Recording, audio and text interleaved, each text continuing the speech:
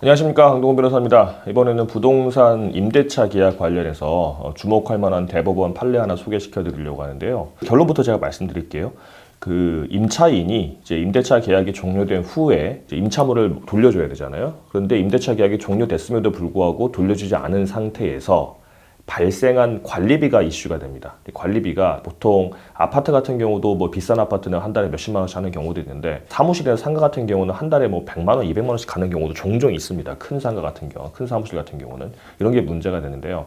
이렇게 임대차 계약이 종료됐음에도 불구하고 임차인이 임차물을 돌려주지 않고 있을 때 발생한 관리비를 누가 부담하냐에 관한 문제인데, 이 대법원이 판단을 한 거는 임대차 계약이 종료하고 임차물을 돌려주지 않고 있다고 하더라도 아직 임차인이 보증금을 돌려받지 않았다고 한다면, 그러면 보증금을 돌려받지 않았다고 한다면 돌려줄 때까지 발생한 관리비는 임대인이 부담해야 된다, 그 말입니다. 이게 좀 복잡한데 쉽게 생각하면, 제가 임대차 계약이 끝나는 건 여러 가지가 있죠. 뭐 임대차 계약 기간이 끝나서 그럴 수도 있고, 아니면 합의해서 그냥 임대차 계약 기간 끝나기 전에 할 수도 있는 거고, 아니면 뭐 제가 임차인인데 차임을 3기에 걸쳐서 이제 안 내가지고 임대차 계약 해지 통보를 받을 수 있는 거, 여러 가지가 있는데, 어쨌든 임대차 계약이 끝났어요. 그러면 임대차 계약이 끝난 데 대한 뭐 손해배상 이런 걸 변론으로 하고, 누가 잘못했냐 이런 걸 변론으로 하고, 자 끝났다 그러면 저는 임차인은 임차물을 돌려줘야 되는 거죠. 그리고 임대인은 보증금을 돌려줘야 되는 거 아닙니까? 이게 동시 이행 관계에 있는데,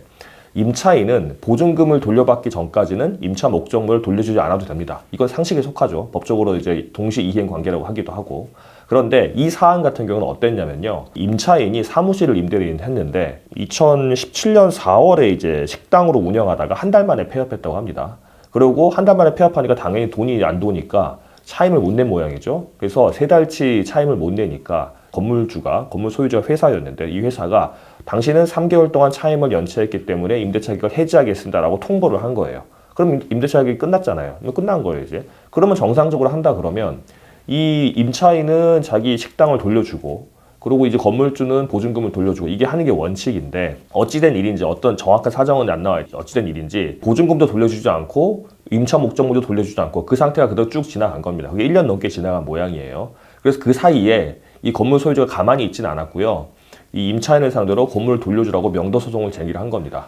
하면서 또 뭘 또 했냐면, 3개월치 이제 임차인 연체한 거 있잖아요. 그것도 같이 주라라고 소송을 제기했어요.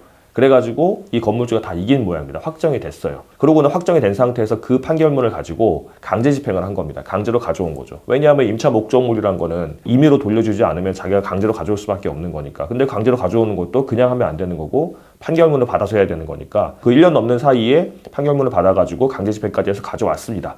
근데 이제 뭐가 문제가 됐냐면, 3개월치 차임 연체한 거 받는 거랑 그 다음에 건물을 돌려받는 것까지는 전혀 문제가 없어요. 그런데 이 재판하는 사이에 1년 넘게 지났잖아요. 그 사이에 관리비가, 여기 보니까 뭐라고 나오냐면 8,600만 원이 나왔다고 합니다. 그러니까 이 건물주가 이제 손해를 본 거예요. 관리비 8,600만 원을. 그래서 관리비 8,600만 원도 주라라고 소송을 제기하니까 1심에서 뭐라고 했냐면, 관리비 다 갚아라 이렇게 판결했습니다. 왜냐하면 자기가 임대차 계약이 해지된 이유가 차임을 3기나 연체해가지고 임대차 계약이 연체됐고, 그 다음에 보증금을 받지 못했다고 하더라도 임차인이 할 수 있는 주장은 보증금을 돌려받을 때까지 이 건물을, 그러니까 이 자기가 점유하고 있는 이 임차 목적물인 식당을 돌려주지 않을 권리만 있는 거지, 관리비에 대해서는 당연히 관리를 해야 된다. 왜냐하면 자기가 가지고 있는 동안, 점유하고 있는 동안에는 관리를 자기가 하는 것도 포함되어 있기 때문에, 그로 인해 발생하는 관리비는 임차인이 부담해야 되기 때문에 돌려줘라, 8,600만 원까지 돌려줘라 라고 1심이 판단을 했습니다.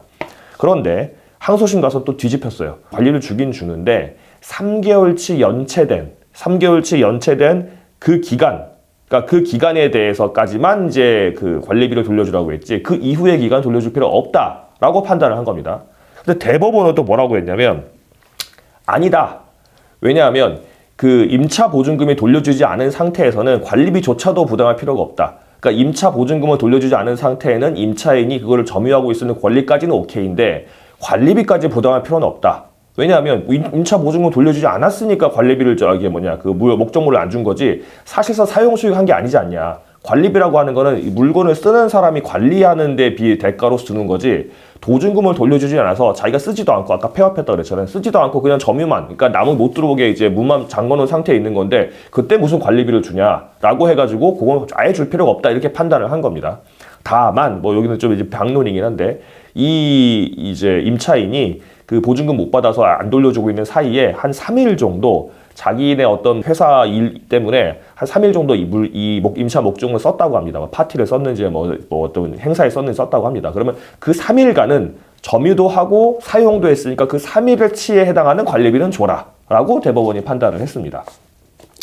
이런 사안인데요. 이게 뭐 복잡하다면 복잡하고 쉽다면 쉬운 건데 많이 이제 문제가 발생하는 겁니다. 뭐 상가든 집이든 이제 임대차 계약이 끝났는데 그로부터 이제 그 실제 돌려주는 기간이 길어가지고 관리비가 쌓여 있을 때 수백만 원, 수천만 원까지 쌓여 있을 때 이 관리비를 누가 부담하냐에 관한 대법원의 판단인데요. 정리하자면 이겁니다. 임차 보증금을 돌려받을 때까지 임차인은 임대차 계약이 종료의 원인을 불문하고 점유할 수 있다.